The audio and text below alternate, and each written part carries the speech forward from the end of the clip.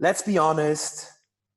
I think if they would have canceled it this year, everyone would have understood it. Mhm. Everyone would have been fine with it. And I think it would have been the smartest idea.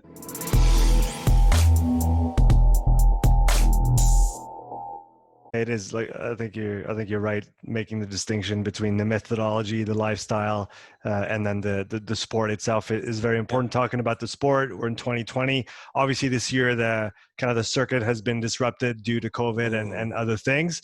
So, what is your take on this year's games? How it's been set up in terms of the qualification? What do you think of the events of round one? That they all had to do online in their own gyms, and then that leads us to, I guess, tomorrow is when the actual game starts. So can you give us your perspective on those Yeah. 2020 games? I'm so sad actually, because back in the days or in the last years, it was always this weekend in the year where you gather with your friends and you were just sitting there watching the games as of Thursday until Sunday. It was just a blast every year. But nevertheless, we have COVID, which sucks big time. Um, let's be honest. I think if they would have canceled it this year, everyone would have understood it. Hmm. Everyone would have been fine with it. And I think it would have been the smartest idea. But with everything that went on in CrossFit itself and in the company with, what kind of Hmm. issues they had, I can totally understand the call that they didn't want to just, okay, someone else is now in charge of it. And the first thing he's doing, he's canceling Right. this one thing that everyone loves in the year. Hmm. So that he tried to find a solution to give that back to the people, to tell them or like to show them like, look, I really want to, I don't want to say save CrossFit because that sounds so harsh, but to go back to where it used to be Hmm. and where everyone was super excited. But under the line, I think they should have canceled it because it would have made life a lot easier. Because let's be honest, I talked to Jonne, for example, 2 weeks ago. So this is the thing. Let's say he would have been place 5.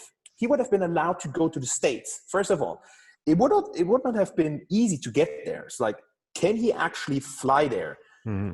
Question 1. Let's say he can fly there. He has to go into quarantine for 14 days. And dude, let's be honest, you go to the biggest elite competition and then you go into quarantine and Hmm. you just basically do burpees, air squats, and push-ups in 2 weeks. That would mean he would need to fly over there at least 6 to 8 weeks before Hmm. to then come out of quarantine and then train for 6 weeks to be then back on the level to compete at the CrossFit Games. That means, and a lot of these athletes still have PTs, they still work, they still need to make some sort of income. Hmm. It's super expensive to go to the games, to just live there for 8 weeks, hotel and accommodation and that kind of stuff. And you cannot rely on your sponsors these days as you used to do in the past, because all those sponsors, all those brands, they're not getting the same visibility so they also have budget issues because of COVID. Hmm. So these people, they don't have like, easy, I'll go fly there. I just pay those 8 weeks of hotel. Just you don't need to take care of it because I get enough marketing from you because you wear my brand on your shirt here and there whatsoever. That makes it. And then a lot of people, they don't even have those sponsors. So this would have meant a massive thing for someone like Jonne. I think out of the top 5, everyone is from the States now. On the male side, yeah, I think there's Yeah, David's daughter on the women's side at least, and but she lives in the I States, so guess she should not. yeah, right. Yeah, she should not have an issue. But this would mean this is still super weird. So then he would just not fly there. I mean, he didn't qualify in the end. But if someone would have been from Europe, would he fly there? Hmm. Would he not fly there? Hmm. What would have he done in that scenario? So now we had this online competition, which everyone was super excited about. Why? Because everyone saw the Rogue Invitational. And let's be honest, with what they had and with what they wanted to do, they did an amazing job. It was great. I mean, it was not like watching a live stream from a normal competition. It was these split screens everywhere, but they made it so good. And I Hmm. know it because I talked to Jon and Adrian, and they had a technical advisor who was on calls with Rogue literally day in and day out. I think the 2 weeks before the competition actually started, so that they were sure everything was running well. Everyone had the Right. same cameras, everyone had the same equipment, the lines and the square is fine, and then they checked connections and everything.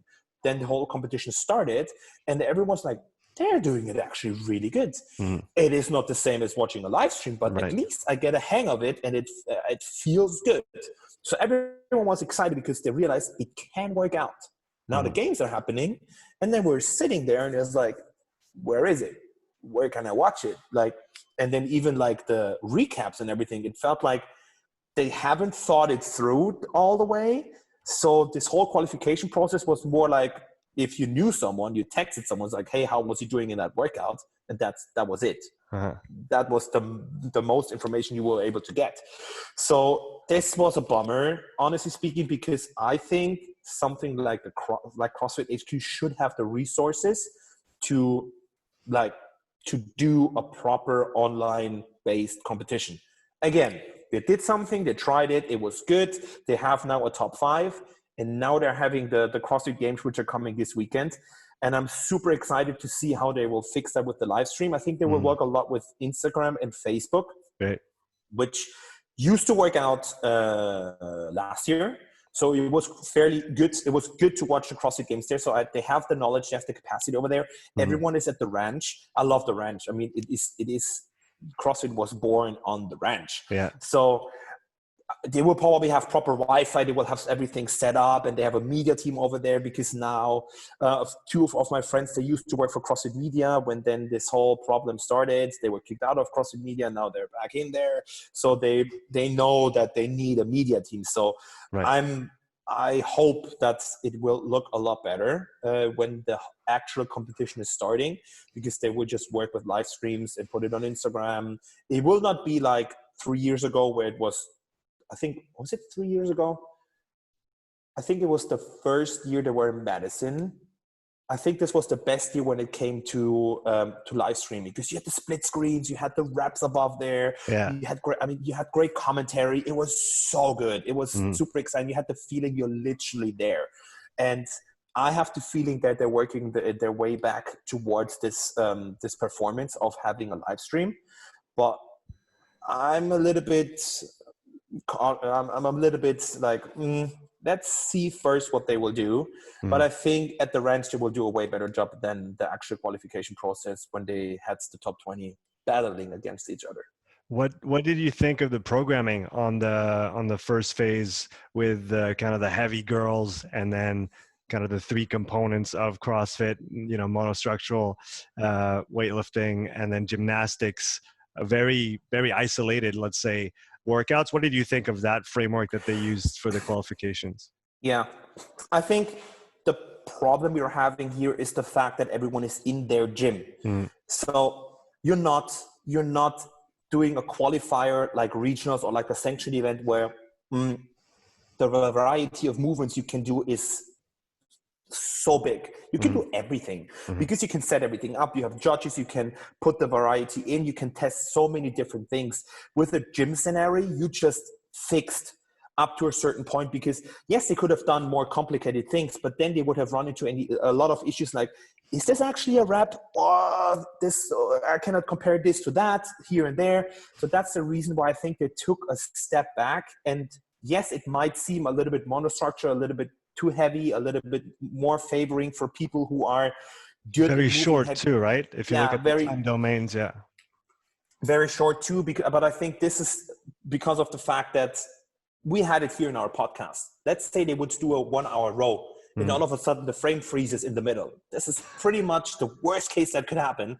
A row, it freezes, and then all of a sudden someone is at 22K on the rower. It freezes, it starts moving, and then he's 30 kilometers. Like, in 2 minutes, you're not rowing 8K. Just thinking about it, this could potentially happen. So I think that's one of the reasons why I try to keep it short as well. And then the restriction with online, and then especially in comparison to what happened the year before at Madison, where people were like, oh, if you would have been a good runner and if you would have been good at sprinting, you would have made it to the top 20, to the top 10 easily in the end. And now we're having this online qualifier where they now move back to having a lot of heavy weights, and then heavy women were like these friendly Fran and all these kind of workouts. And then this testing a 1 rep max here and there. I think a lot of people were wondering why they're doing this. Me as a coach, as a programmer, I think they did a good job. I think it was a good test. I think with the possibilities they had, within having everything in a gym and in an online competition, it was very well thought through. Did you get a chance to look at the events that were announced so far for the games? I think, if I remember correctly, there's a corn sack sprint up the hill, 320 meters up the hill with a corn sack, 30 pounds for the women, 50 pounds for the guys. We got a CrossFit Total on day one as well. I think there's a toes to bar and kettlebell lunges announced as well. Yesterday they announced the triple, I think it is, with the heavy snatches in kind of a speed ladder. So far from what you've seen, what do you think of those events? I love the fact that you actually gave me some information about what's happening, because I'm building up that gym here in Düsseldorf at the moment, and we had a lot of stuff happening in the last 3 days, and I was just basically not checking anything because we were working all day. But with what you just told me, it feels like it sounds good. I mean, everyone wants to see people dying on that hill, let's be honest, because it brings back all those memories from Chris Beeler back in the days where he pretty much just falls up the hill instead of running it. And then when he just collapses over the finish line, it is a brutal workout. It is just a leg destroyer. I love it. I loved it also when they did it at the actual CrossFit Games 2 or 3 years ago. It just looked so good, and I think they can make like a good, or like visually speaking, for the viewers who are watching the live stream, I think they can make it look very well. Then stuff like that happened also back in the I think it was 2 years ago, when they had this weird hang, split, jerk, dumbbell, whatever stuff. And I was like, why do we need to switch a movement to it? It felt like they are forcing new movements into CrossFit, and it felt like, why do you have to do that? So when you tell me like kettlebell, I think we never had kettlebell lunges in a CrossFit Games scenario. Let me just make sure I've got the events in front of me here. Oh, awesome. Love it. It's kettlebell lunges. I guess it's got to be hanging to the side because they're 32 kgs for the guys. That's 64 kilos of kettlebells, and it's a 30, 20, 10 toes to bar and kettlebell lunges. And they're doing yards. But that's a beautiful couplet. Right. I mean, this is just heavily on your legs. It would be very.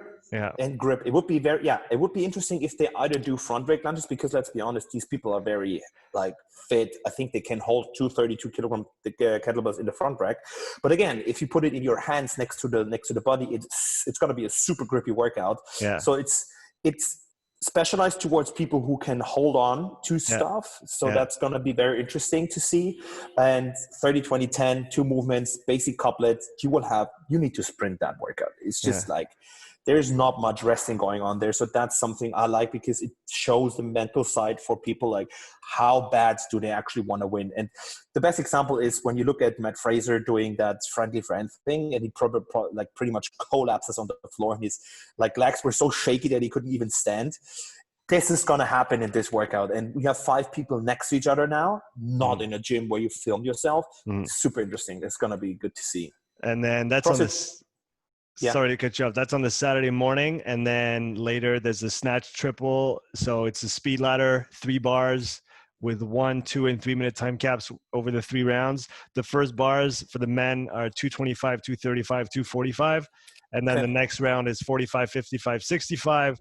And the last round is 65, 75, 85. So I think that's going to be an interesting one after that's going to be heavy. After the grippy, and after the grippy morning workout, I think it is. And just saw here, I didn't know it was on, but on the Sunday, there's a 100-yard sprint, 100-yard sled push, 100-yard sprint.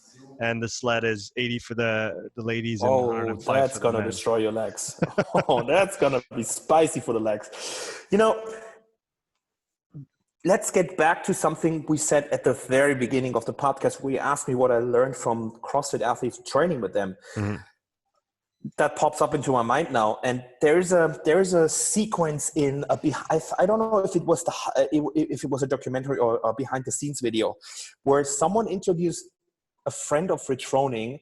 And then what they were talking about is the fact that on the weekend, actually, Rich Froning is doing less sessions, what he would normally do in his normal environment at home in training. So volume-wise and workout-wise per day, it is actually not more. It is the same, definitely not more.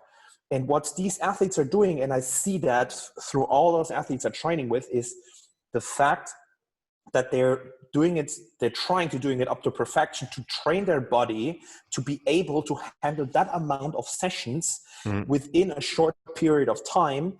And then it comes down to how well can your body recover. So what they, under the line,